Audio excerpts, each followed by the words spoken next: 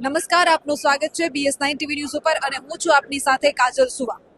ઘણા દિવસથી જે કડદાકાંડ થયો તેને લઈને ખેડૂતો જેલવાસ ભોગવી રહ્યા હતા અને એમાંથી કેટલાય ખેડૂતોને હવે જામીન મળી ગયા છે અને ખેડૂતોને છોડી દેવામાં આવ્યા છે. ત્યારે અરવિંદ કેજરીવાલ આજે રાજકોટ ખાતે પહોંચ્યા હતા અને ખેડૂતોનું સન્માન કરવામાં આવ્યું હતું. શું હતો સમગ્ર કાર્યક્રમ એ આપણે એમની પાસેથી જ જાણીએ કે આજનો શું કાર્યક્રમ હતો, શું રૂપરેખા હતી આ કાર્યક્રમ. આજનો કાર્યક્રમ તો જે ખેડૂતને જે હાઈકોર્ટ દ્વારા જે જામીન મંજૂર કરવામાં આવ્યા, જેલમાંથી છૂટ્યા છે, જે દિવસે વાટાવસ ગામે જે મહાપંચાયત હતી ત્યાં પણ ખેડૂતોને અરવિંદ કેજરીવાલજી મળવાના હતા, પણ ત્યાં નહોતા મળી શક્યા. તો અરવિંદ કેજરીવાલ દિલ્હીથી ફરીવાર જે ખેડૂત જેલમાંથી બહાર આવ્યા છે એના સન્માન કરવા માટે અહીંયા રાજકોટ આ કાર્યક્રમ રાખેલો હતો. અહીંયા આશરે કેટલા ખેડૂતોને જેલમાંથી છોડી દેવામાં આવ્યા છે અને હજુ કેટલાય ખેડૂતો છે જે જેલવાસ ભોગવી રહ્યા છે? આશરે 88 લોકો ઉપર એફઆઈઆર થઈ છે. એમાંથી 46-47 લોકો છૂટી ગયા છે જામીન પર અને અન્યના પણ જામીન મૂકી દીધા છે. થોડા દિવસમાં એ લોકો પણ બહાર આવી જશે. એક જાગૃત નાગરિક તરીકે અને ખેડૂત તરીકે જે બોટાદમાં જે કડદાકાંડ થયો એ ઘટનાને તમે કઈ રીતે જોવ છો? જો બેન, એક વસ્તુ એક સ્પષ્ટ છે કે ખેડૂત રહ્યો એને કોઈ પક્ષપાત હોતો નથી. ખેડૂતનામાં જે કાંઈ એને ભાવ નતા મળતા, ખેડૂતનો અન્યાય થતો હતો, એને અવાજ ઉઠાવવા માટે ત્યાં ખેડૂતો ગયા હતા. અને ખેડૂત એક એવો વર્ગ છે કે કોઈ દિવસ પથ્થરમારો ન કરી શકે. ત્યાં કોઈ આવારા તત્વો આવી અને ત્યાં ખોટો પોલીસ માથે પથ્થરમારો કરી અને જે 88 લોકો જે છે તે બિલકુલ નિર્દોષ હતા. એનું કોઈ પણ એના માટે એવિડન્સ, કોઈ પુરાવો નથી. વકીલો, જજ કે પોલીસ એના વિરુદ્ધ કોઈ પુરાવો નથી આપી શક્યા અને આપ જોઈ શકો તો નથી પુરાવો એનો આ સાબિત થાય છે. એને જામીન મળી અને મુક્ત થયા છે. પુરાવા તમે કીધું કે નથી મળ્યા, તો એટલા પુરાવા છતાં એટલા દિવસ ખેડૂતોનો જેલવાસ કેટલી હદ સુધી યોગ્ય તમને લાગે છે? આ યોગ્ય તો ન જ કહેવાય કે આ એક તાનાશી જેવું વર્તન છે. જે દિવસે એમને પકડ્યા એ દિવસે પણ એ લોકોને ખેડૂતને 24 કલાક પાણી પણ બેન નહોતું આપવા માટે. આ એક અંગ્રેજો કરતા પણ એક ખેડૂત સાથે ખૂબ અન્યાય કરી રહી છે આ સરકાર. અને જ્યારે જે માર્કેટિંગ યાર્ડોમાં જાઉં છું, ખેડૂતોને મળું છું, તો એમનામાં એક ડર છે કે બોટાદવાડી થશે તો એટલે ખેડૂતો ક્યાંક ને ક્યાંક અવાજ ઉઠાવતા હવે ડરી રહ્યા હોય એવું તમને નથી લાગતું? હા, આ સરકાર એવો ડર બેસાડવાનું તમે જોયા હળદરી એ જ કામ કર્યું છે.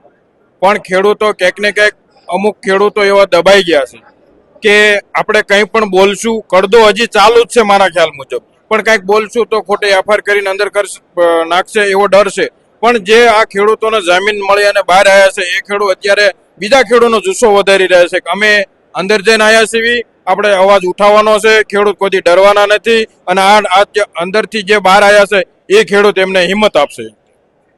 તે દિવસે જે મહાપંચાયત ખેડૂતોએ જે કરી છે એમાં તમે ઉપસ્થિત હતા? હા, હું પણ ત્યાં મહાપંચાયતમાં ઉપસ્થિત હતો અને આપણે પણ જોઈ રહ્યા છો મોટી સંખ્યામાં ત્યાં ખેડૂતો એક ખેડૂતોનો અંદર હતા એનો અવાજ બનવા લાખોની સંખ્યામાં વાટાવસ ગામે મહાપંચાયતમાં પધાર્યા હતા. હળદરમાં જે ઘટના બની ત્યારે તમે ઉપસ્થિત હતા? હળદરમાં ઘટના બની ત્યારે હું રસ્તામાં જ મારી પોલીસે અટકાયત કરી લીધી હતી. 2 કલાક એ લોકોએ મને પોલીસ સ્ટેશને બેસાડી દીધો. તમે પૂછ્યું નહીં કે શા માટે, શું જવાબ મળ્યો? હા, અમે ત્યાં પૂછ્યું હતું તો ત્યાં પોલીસને દ્વારા એવો જવાબ આપવામાં આવ્યો હતો કે ત્યાં ખેડૂતોએ પથ્થરમારો કર્યો. તમને શું લાગે છે જે હળદરમાં ઘટના બની સર્વપ્રથમ કાકડી ચાળો કોણે કર્યો હશે? સર્વપ્રથમ કાકરી ચાળો અમુક વિડીયોમાં આપણે જોઈ રહ્યા છીએ તો પોલીસ ખેડૂતના ટોળામાં આવીને ઊભી રહી છે અને ક્યાંક ને ક્યાંક મોઢે બાંધીને કોઈ બુટલેગરો આવ્યા હોય અને સ્પેશિયલ આ સરકારે મોકલ્યા હોય એવું અમને દેખાઈ રહે છે કાકરી ચાળો કરવા માટે. ગોપાલ ઇટાલિયા ઉપર જે જૂતું ફેંકવામાં આવ્યું એ ઘટનાને કઈ રીતે જોવો છો? હવે ગોપાલ ઇટાલિયા ઉપર જે જૂતું ફેંક્યું બેન એ તો બિલકુલ વખોડા જેવી સ્થિતિ છે કે જે સરકારમાં બેઠા છે જૂતું ફેંકવા લાયક છે એમને કોઈ જૂતું ફેંકતું નથી. જેમની પાસે નથી જવાબ લેવાનો, જે અવાજ બની રહ્યા છે એની માથે લોકો ઉલટાનું જૂતું ફેંકી રહ્યા છે. એ બિલકુલ અયોગ્ય છે. બીજી એક વાત ખાસ એ છે કે કમોસમી વરસાદ થયો તો અનેક પાર્ટીઓ ખેડૂતોને વારે આવી છે, તો કઈ પાર્ટી ખરેખર ખેડૂતો માટે લડી રહી છે? જો અત્યારે તો આમ જોવો એટલે સમગ્ર ગુજરાતમાં આમ આદમી પાર્ટી ખેડૂતો માટે લડી રહ્યો એવું અમને દેખાય છે. અને બાકી કોંગ્રેસ નથી લડતી? ના, કોંગ્રેસ તો ખાલી આમની બી ટીમ જો જૂતું માર્યું એમ જ દેખાય છે ને તમને. કોંગ્રેસને સત્તા પક્ષને જૂતું મારવાનું છે, એના બદલે ગોપાલજીને જૂતું મારે છે. તો ખાલી બી ટીમ છે એની કે તમે જાઓ અત્યારે આમ આદમી પાર્ટી અવાજ બની રહ્યો છે તો થોડોક તમે ભાગ પાડો જેથી કરીને ભાજપને ફાયદો થાય. પરેશ ગોસ્વામી પણ ખેડૂતોનું બિન રાજકીય આંદોલન ચલાવી રહ્યા છે, એના વિશે શું કહેશો? પરેશ ગૌસ્વામી પણ એક સારું કામ કરી રહ્યા છે. એની 2-5 માંગણીઓ છે એ યોગ્ય છે અને ખરેખર આ સરકારને એ યોગ્ય માંગણી સ્વીકારવી પડે. પરેશ ગોસ્વામીએ કૃષિ મંત્રી સાથે મુલાકાત કરીને એ વાતને લઈને ઘણા વાદ વિવાદ થયા છે. તો શું પરેશ ગોસ્વામી સાહેબે કૃષિ મંત્રી સાથે મુલાકાત કરી છે એને તમે કઈ દ્રષ્ટિથી જોવો છો ને જે વાયરલ ઓડિયા થયા છે અવિશ્વાસની લાગણીઓ ક્યાંક ને ક્યાંક ઉઠી છે?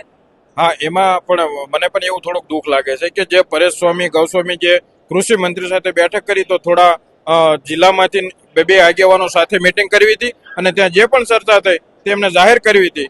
તો એ અમને પણ થોડું ખોટું દેખાય છે કે એકલા ચર્ચા ન કરવી જોઈએ. કેમેરામેન મીત પરમાર સાથે હું કાજલ સુવા, BS9 TV ન્યૂઝ, રાજકોટ.